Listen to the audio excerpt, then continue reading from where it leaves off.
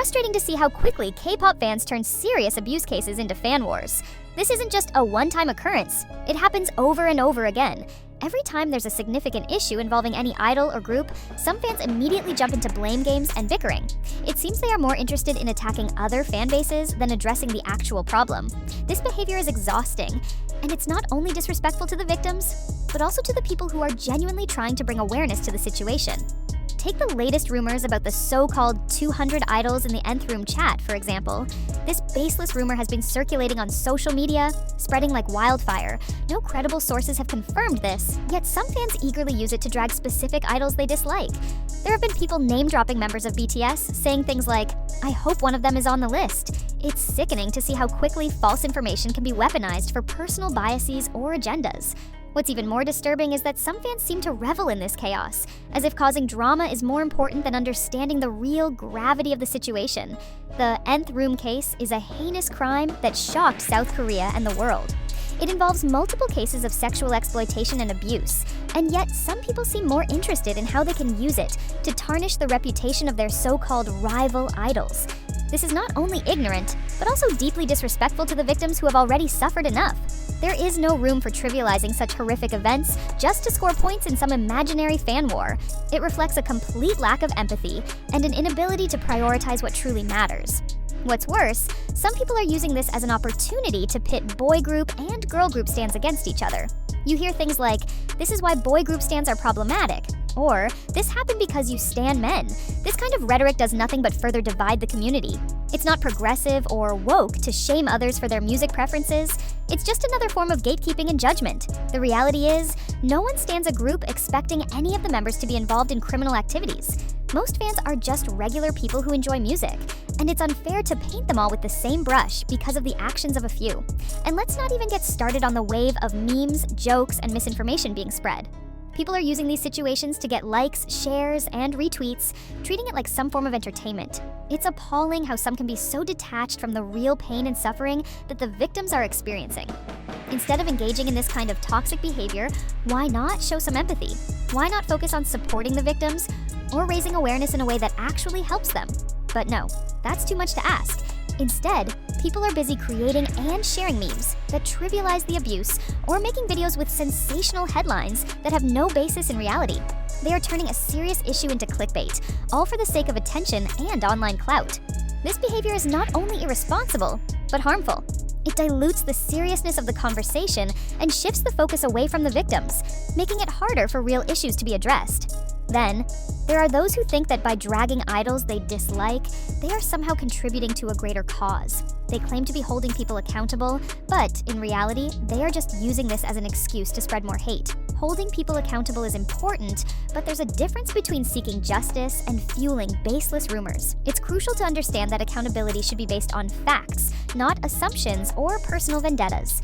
Unfortunately, some fans believe that they are being progressive by making comments like, "This is why boy group stans are problematic," or "This is what happens when you stan men." This isn't a progressive stance, it's a misplaced attempt to shame others for their preferences. No one stans a group thinking, "What if this person is a hidden abuser?"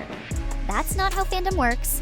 Most fans just want to enjoy music, connect with others, and support their idols. It's unfair and damaging to generalize and vilify entire fan bases over the actions of a few individuals. Meanwhile, the cycle continues. Serious issues are reduced to mere fodder for fan wars. Instead of supporting victims, fans are busy attacking each other, dragging unrelated idols, and spreading false rumors. All this does is create more chaos, more division, and more harm. It doesn't help anyone, least of all, the victims who should be at the center of the conversation. It's time to take a step back and think about how our actions online affect real people. The internet is a powerful tool, and it can be used to raise awareness and promote positive change. But when it's used to spread misinformation, hate, and division, it becomes toxic. We need to recognize that our words and actions have consequences, and we should be more mindful of how we engage with serious issues. Let's also talk about the so-called woke comments that some fans make to justify their actions. Comments like, "This happened because you stan men," or "This is why boy group stans are weird," are not helping anyone. In fact, they are doing the opposite. They divert attention away from the real issue and create unnecessary tension within the community. We need to stop using feminism or social justice as a shield to attack others. True progress is about empathy, understanding, and constructive dialogue, not about tearing each other down. And then there's the issue of misinformation. Every time a rumor like the .body 200 idols in the nth room chat spreads, it causes unnecessary panic and distress. It distracts from the real issues and makes it harder for the truth to come out. People need to be more critical of the information they consume and share. Just because something is trending doesn't mean it's true. We all have a responsibility to verify facts before spreading them, especially when it comes to sensitive topics like this. Moreover, we should focus on supporting the victims rather than getting caught up in fan wars. We should be amplifying their voices, sharing resources, and raising awareness in ways that actually make a difference. Instead of creating drama, let's use our platforms to promote understanding and empathy. Let's show that we care not just in words, but in actions. So, what can we do to change this toxic culture? First, we need to call out harmful behavior when we see it. Don't be afraid to challenge misinformation or speak up against hate. Second, we need to educate ourselves and others about the issues at hand. Knowledge is power, and the more we know, the better equipped we will be to make a positive impact. Third, we need to show empathy. Understand that behind every rumor, every tweet, and every post, there are real people with real feelings. Let's treat each other with kindness and respect, even when we disagree. At the end of the day, we all have a choice. We can either contribute to the negativity, or we can be a force for good. We can choose to spread hate, or we can choose to spread love. The power is in our hands. And it's not just about avoiding conflict or staying out of fan wars. It's about recognizing the impact that every post, every tweet, and every comment can have. When we participate in these fan wars, when we engage in spreading rumors or hate, we are contributing to a culture that devalues empathy and understanding. We need to think critically about the kind of community we are building online. Is it a community where misinformation and hate thrive? Or is it one where truth, empathy, and real support for victims can flourish?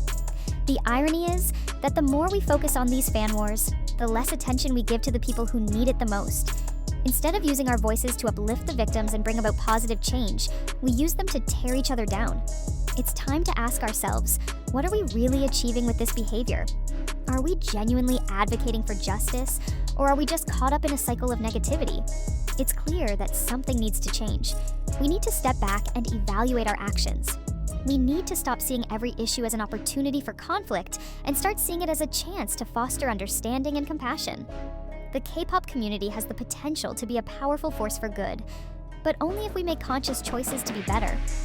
What do you think? Are we too deep in turning every issue into a fan war? Or is there hope for a more understanding and compassionate fandom? Share your thoughts in the comments. And if you found this video helpful or thought-provoking, make sure to like and subscribe for more content like this. Let's build a community that truly makes a difference.